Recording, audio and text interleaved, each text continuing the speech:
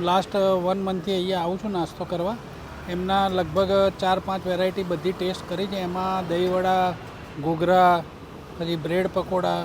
Now it's excellent એમ. મારું નામ રીમા છે અને હું રાજકોટથી છું. છેલ્લા 2 મહિનાથી મેં અહીંયા નવું મારું સ્ટાર્ટઅપ કર્યું છે, જે અમે ગરમા ગરમ બ્રેડ પકોડા, ઘૂઘરા, દહીંવડા અને બીજી બધી આઈટમ બનાવીએ છીએ. મારે ત્યાં ચટણી પણ અમે બનાવીએ છીએ, ઘરેથી જ બનાવીને લઈ આવે છે અને પ્રોપર હાઇજીનિક રીતે જ બનાવે છે, જે આપણે ઘરે બનાવતા હોય એ જ રીતના.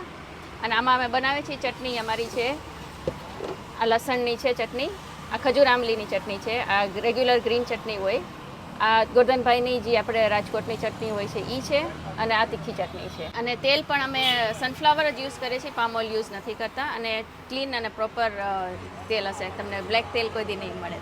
તો તમે પણ આવો અમારી ત્યાં અને એકવાર જરૂરથી ટ્રાય કરો. અમારી બધી વસ્તુ તમને ભાવશે અને તમે નિરાશ નહીં થાઓ. ખરેખર રીમાબેનના ઘૂઘરા બહુ જ સરસ છે, તો જરૂરથી ટ્રાય કરજો, તમે બિલકુલ પણ નિરાશ નહીં થાઓ.